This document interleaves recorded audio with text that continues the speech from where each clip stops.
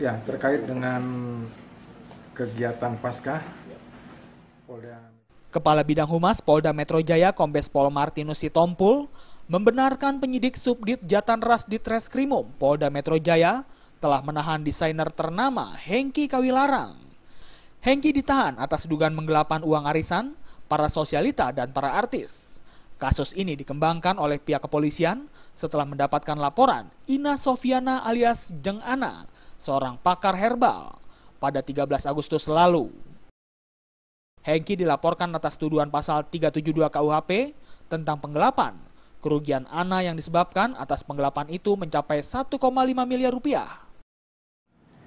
Kita sudah melakukan pemeriksaan terhadap 11 orang saksi, dan dalam kaitan penipuan ini di saat ada penarikan oleh Ibu Jeng Ana ini tetapi tidak dilakukan, kemudian jumlah kerugiannya 1,6 miliar. Adapun modus operandinya bahwa melalui arisan yang dibentuk oleh tersangka dengan para peserta arisan itu harus menyetor 50 juta per bulan.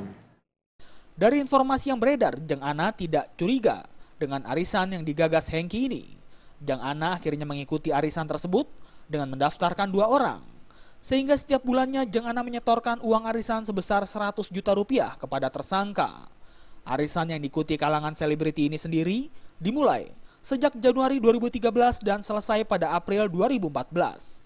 Tersangka menjanjikan kepada korban akan dapat uang arisan dikocok terakhir pada April 2014 sebesar 1,5 miliar rupiah.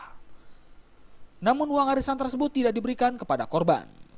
Dari Jakarta, Zikri Amin melaporkan. Kami melakukan pengamanan terhadap